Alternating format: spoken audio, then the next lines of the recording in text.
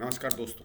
अभी तक हम लोगों ने आपसे बात की थी किस तरीके से एक बिल्कुल फ्रॉड दिल्ली मॉडल बनाया गया, जो केवल वोटों का मॉडल था, मुफ्तखोरी का मॉडल था, जिसमें काम कुछ नहीं हुआ। और दिल्ली जो एक बेहतरीन शहर बना था, उसे केजरीवाल ने अपनी सस्ती राजनीति के लिए आज बर्बादी के राह पर डाल दिया है। 8-10 साल में दिल्ली का क्या हाल होने वाला है, ये तो एक भयानक तस्वीर है।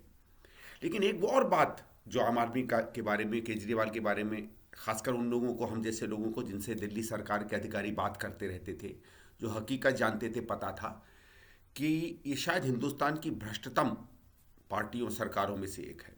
बहुत उदाहरण हैं, उनकी बारे में बात करेंगे। लेकिन जब कल या परसों प्रशांत भूषण जी, जिनके साथ अरविंद केजरीवाल ने आम आदमी पार्टी बनाई थी, उसने भी एक ट्वीट किया और दिल्ली जल बोर्ड के अंदर का बहुत बड़ा भ्रष्टाचार उन्होंने उजागर किया, तो लगा मुझे कि अब समय है इसमें और बातें करने का। और मैं आज की शुरुआत सीधे सीधे एक ऐसे वाक्य को करता हूं जो मैं देश की जनता से तो उसके बारे में बात कर ही रहा हूं इस वीडियो के माध्यम से।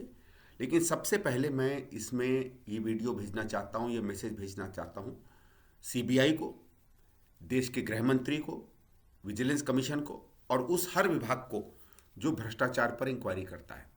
जो मैं आपको सूचना आज दे रहा हूँ, ये तथ्य मुझे उस संस्था के लोगों ने बताया जिस संस्था के बारे में मैं बात करना चाहता हूँ।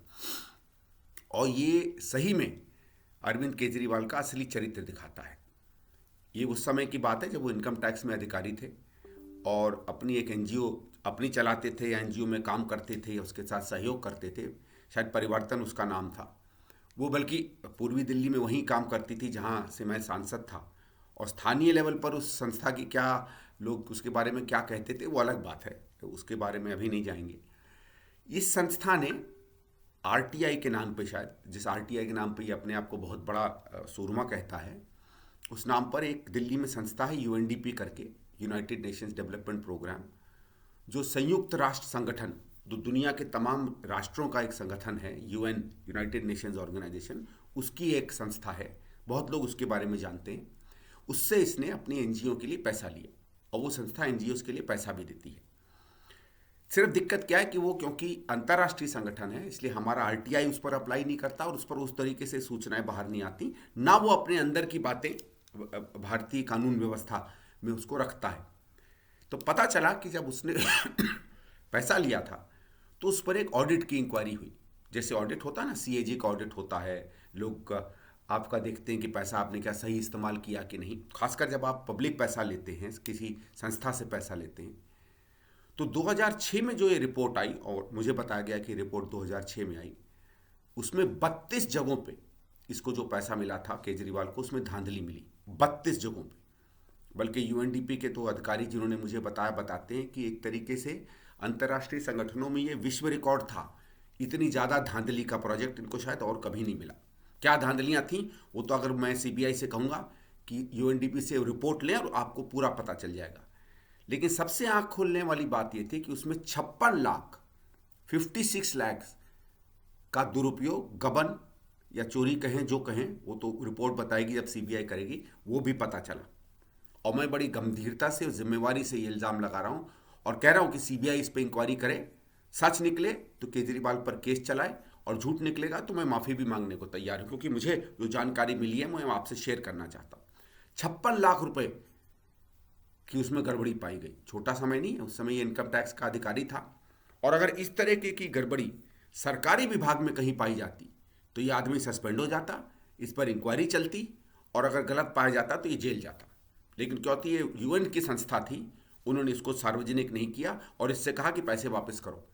वो अधिकारी बताता है कि ये आया और इसने बहुत कहा कि नहीं नहीं, मैंने ये नहीं किया, मैंने गलत नहीं किया, मैंने तो पैसे केवल यहाँ की जगह वहाँ लगाए। मतलब इसने स्वीकार किया कि मैंने पैसों का गलत इस्तेमाल किया। फिर जब इस पर प्रेशर पड़ा तो ये 56 लाख रुपए इसने वापस भी कर दिए। पहली चीज़ तो पैसे कहाँ डकार गया किसी को नहीं पता, और फिर ये 56 लाख कहाँ से आ गए। इसका मतलब अपार धन था इस आदमी के पास जिसकी कोई अकाउंटिंग नहीं थी। पर उनकी बात से तो यही लगता है।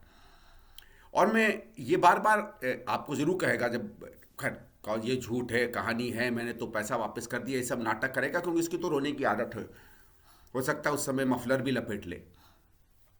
लेकिन बात यह है कि बात स्पष्ट हो गई। भाई मैं आपको बताता हूँ, मैं आपके घर आऊँ, आपके घर का जेवरात मैं उठा लूँ, चुपचाप जेब में डाल के भाग जाऊं, आपको पता चले कि मैं लिया, आप मेरे घर आओ, मैं मान लूं कि जेवरात मैंने चुराया था, मैं आपको वापस कर दूं, तो चोरी है ना।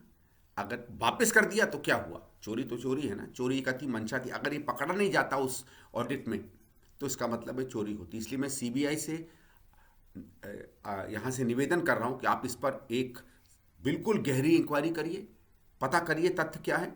यूएनडीपी के उस समय के जो अधिकारी थे, जो इंचार्ज थे, उनका मुझे नाम मालूम है, मैं उनका नाम सार्वजनिक नहीं करना चाहता, क्योंकि क्या मालूम किस तरीके से कौन से दबाव में ये बातें दब दब सकती हैं। इसलिए आपसे आग्रह करूंगा, गृह मंत्री से करूंगा कि इस पर इंक्वायरी करवाएं, जो डिटेल मैं दे सकता हूं मैं दूं, और जब तक ये इंक्वायरी चले तब तक अंकुश रखें। केजरीवाल इस्तीफा तो नहीं देगा, क्योंकि ये तो मानता ही नहीं है कि ये सीधे सीधे पैसे लेते हुए भी पकड़ा जाएगा तो ये डिनाई कर जाएगा, तो वो अलग बात है। लेकिन आप इंक्वायरी करें, और जनता से कहूंगा कि धीरे धीरे इसके भ्रष्टाचार के जब सच सामने आए, कुछ तो विश्वास करें कि जिसको वो लोग ईमानदारी का मसीहा मानते थे, शायद वो उनकी उम्मीदों के बहुत अलग तरीके का व्यक्ति है।